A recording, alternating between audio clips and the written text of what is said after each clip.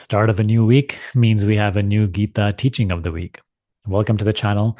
If you're new here, my name is Sunny Sharma. Here on this channel, we study and practice the teachings of Gita with great devotion.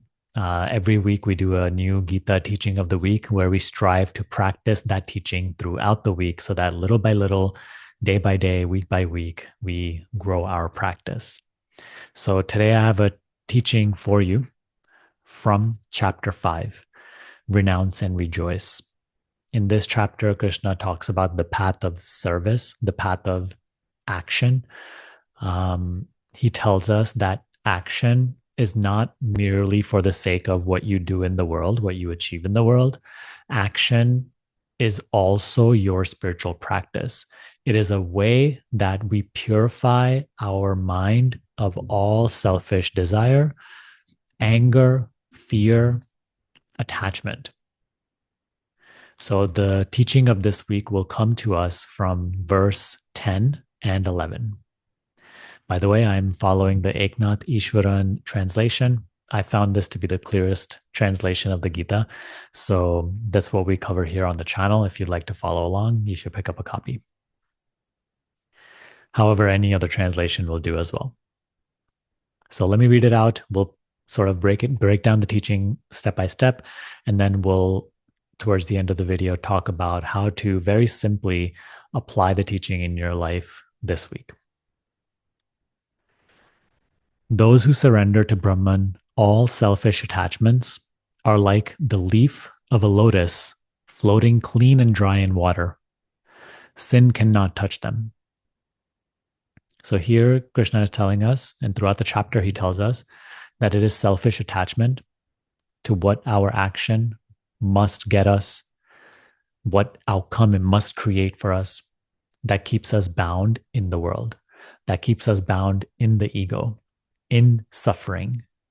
He says that the fruit of such action will always be suffering. It will always be more delusion, more illusion, ignorance.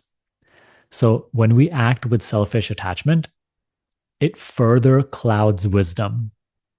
It further obscures our clarity, brings us deeper into ignorance, whether things go our way or not.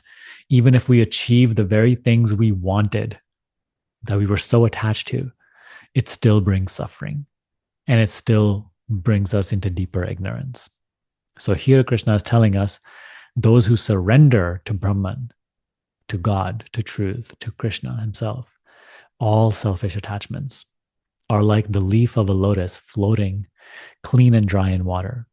The water may be muddy, it may be dirty, but the lotus floats above, clean, untouched, undisturbed. We become like this when we act in the world without selfish attachment. Untouchable by the world. We don't get entangled. We don't lose ourselves to illusion, to ignorance. We become clearer in our seeing, in our understanding of truth. Renouncing their selfish attachments, those who follow the path of service work with body, senses, and mind for the sake of self-purification. Renouncing their selfish attachments, those who follow the path of service work for the sake of self-purification. So, our work is no longer just about what I can get, what benefit can I receive, what personal gain can I accomplish, what outcome I can manipulate.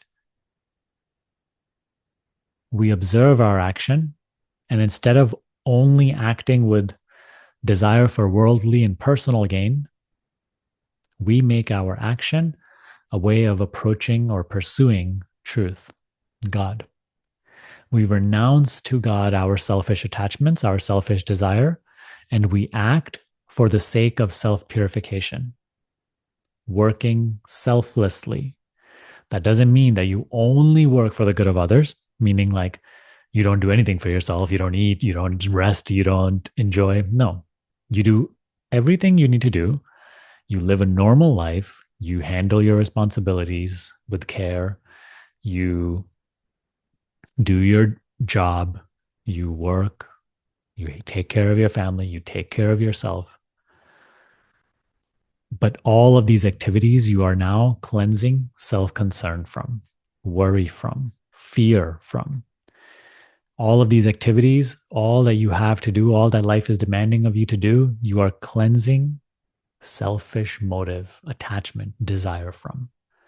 You no longer need your actions to create any result for you.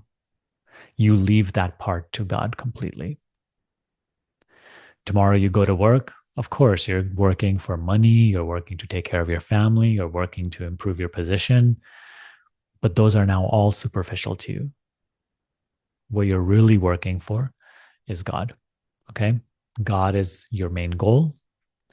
Realizing God, coming close to God, knowing God, being with God, dissolving in God is your goal.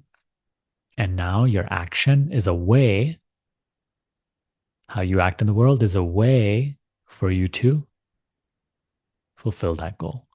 Even that goal you are no longer attached to, because even that you surrender to God. And you work, you do what is needed, you do what is required of you without any need to get anywhere, accomplish something, make something happen. You are completely surrendered. So, how are we going to practice that this week? Let's talk about it. 2 practical ways. One, make the goal of your action self-realization.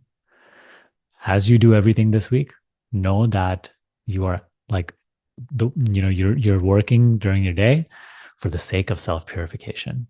Observe your action. See why you're doing what you're doing. And sometimes when you notice that you are doing something with a great attachment, let it go. Drop it. Remember that it's okay if you're experiencing something or doing something that you don't like. Life doesn't always have to be about always doing what you like or enjoy. Sometimes you have to do things that are unpleasant, unenjoyable, inconvenient, because that's what life is demanding of you. Might be the role you're playing for your family, might be the responsibilities that you've been endowed with. Do them all without resistance, do them all without selfish attachment this week, knowing that the goal of all such activities is self-realization. So do them happily without needing anything in return. Now, the second thing, work for the good of the situation, right? As I always say, do what is required of you, do what the situation requires of you without resistance. So work for the good of others, good of yourself also, but also for the good of others. Previously, it's just all about me, me, me, me, me. Now we're also including the benefit of others in mind. We're no longer just doing all that we can, even if that is to harm others for our benefit. No, no more. Work for the good of others as well. Work for the good of the situation. Most importantly, work for God. Remember that during the week. It's a subtle teaching to practice, but it's just a constant remembrance why you do what you're doing.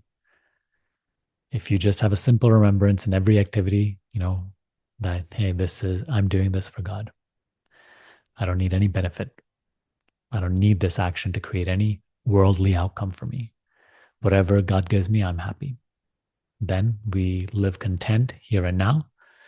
We are at peace here and now, and life continues to take care of itself.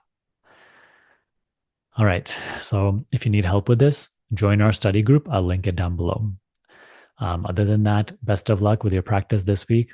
I'll see you soon.